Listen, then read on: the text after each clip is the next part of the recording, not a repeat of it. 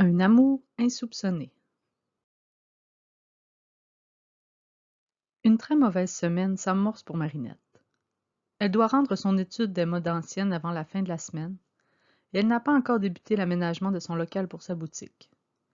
Elle doit aussi débuter une mini-collection de mouchoirs de poche pour un autre cours, et elle n'a aucune inspiration en ce moment.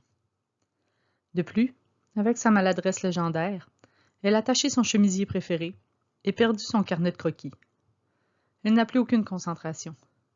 Tout ce qu'elle fait, c'est retourner cette foutue soirée où elle s'est encore une fois humiliée devant Adrien. Voilà plusieurs jours qu'elle retourne et retourne cette histoire dans sa tête, sans résultat. Une mauvaise semaine s'amorce aussi pour Adrien. Il a accumulé du retard dans ses travaux, incapable de se concentrer à autre chose. Il doit maintenant récupérer son retard avant la date de remise. Marinette perturbe encore ses pensées. Il n'a pas eu de ses nouvelles depuis plusieurs jours maintenant. Il refuse d'interroger Alia. Elle est beaucoup trop perspicace et pose trop de questions. Questions dont il n'a pas encore de réponse. Son père s'est même mis de la partie en lui réclamant une autre séance photo pour de la pub. La discussion s'est mal terminée et la tension est de plus en plus difficile à supporter depuis. Alors qu'il termine son dernier travail, la présentatrice de nouvelles parle d'une personne possiblement accoumatisée qui terrorise Paris. Elle décrit la scène en espérant que Ladybug et Chat Noir arriveront bientôt.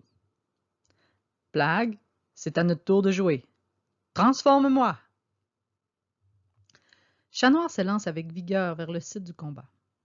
À son arrivée, Ladybug est sur place et analyse la situation. « Ma lady, comme toujours, je suis charmée de te retrouver. »« Salut, chaton. Allez, au travail !» lui répond Ladybug sans relever le mauvais jeu de mots.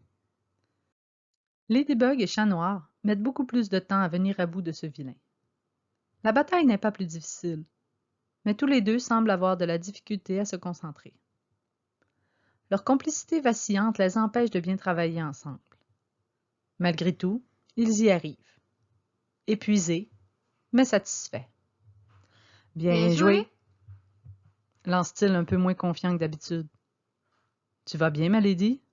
demande Chat Noir. « Bof, j'ai des soucis présentement. J'avais toujours réussi à mettre mes problèmes de côté pour combattre avant. Mais aujourd'hui, j'y arrive pas. Ça tourne dans ma tête sans arrêt. » Chat Noir lui prend la main et l'entraîne avec lui loin de la foule de curieux venus les remercier. « Chat, qu'est-ce que tu fais? »« Je t'emmène discuter. On a besoin de parler franchement, toi et moi, et c'est maintenant que ça va se faire. » Il l'amène à son endroit préféré à elle, les étages supérieurs de la tour Eiffel. La vue est à couper le souffle, et aucune oreille indiscrète ne risque de traîner dans le coin. Une bonne brise souffle dans ces hauteurs, mais rien pour perturber la conversation qui doit avoir lieu. « Maintenant, parle-moi, » lui dit Chat Noir en s'assoyant devant elle.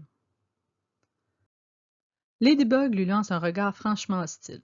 « Chat Noir, j'ai pas vraiment la tête à tes histoires romantiques. » Chat Noir se relève pour la regarder dans les yeux, et avec autorité lui dit « Ladybug, je suis ton partenaire de combat, et là, notre manque de communication nuit à notre réussite. Alors maintenant, tu arrêtes de tourner autour du pot, tu t'assois et tu me parles. Ensuite, on pourra recommencer à combattre efficacement. Allez, parle. » Chat Noir reste debout devant elle, les bras croisés, l'air sérieux, et attend qu'elle se mette à parler. Jamais Ladybug ne l'avait vu aussi sérieux et décidé. Elle réalise alors qu'elle ne voyait toujours que le côté charmeur et blagueur de Chat Noir. Elle ne le prenait jamais au sérieux, croyait toujours qu'il ne faisait que s'amuser. Elle décide alors de lui donner une chance. Elle s'assied donc et se met à parler. « T'as raison, chaton. J'ai plusieurs problèmes. En plus de mes travaux pour l'école, j'ai un problème que j'arrive pas à concrétiser, et ça me dérange. » Alors, sans entrer dans les détails, elle lui parle de comment elle se sent, comment elle essaie de se faire une vie d'adulte avec les problèmes du quotidien et le stress des études. Chat Noir reste attentif et l'écoute avec sérieux, partageant lui aussi ses angoisses. La discussion terminée, il demeure dans un silence confortable. L'après-midi tire à sa fin, mais aucun ne ressent le besoin de partir. Maintenant, ma lady, je peux te raccompagner.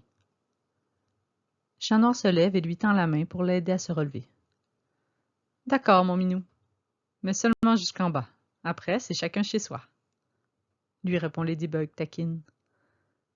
Évidemment. Qu'est-ce que tu crois? Je suis pas un chat facile, répond Chat Noir, faussement offusqué. Merci, chaton, pour la discussion. Ça m'a fait du bien. Elle dépose un baiser sur sa joue avant d'amorcer sa descente. Chat Noir sourit et la suit en bas de la tour. Sur le chemin du retour, Ladybug est songeuse. Chat Noir a changé. Il est plus sérieux et plus mature. Il remarque quand elle ne va pas bien et prend le temps de gérer la situation. Aujourd'hui, il l'a complètement bouleversée. Elle se serait blottie contre lui, mais elle n'a pas osé. Elle a besoin de réfléchir. Ladybug ne peut pas prendre le risque d'une relation amoureuse, surtout pas avec son partenaire de combat. Pour elle aussi, la nuit porte conseil. À son réveil, Marinette se sent mieux. Elle veut s'amuser et profiter de la vie. Elle sait qu'elle ne pourra pas oublier Adrien du jour au lendemain, mais elle va faire un effort. Tiki, j'ai pris une décision. Je vais essayer de voir autre chose qu'Adrien. Merci pour votre écoute. On se retrouve bientôt pour le prochain chapitre. Bisous!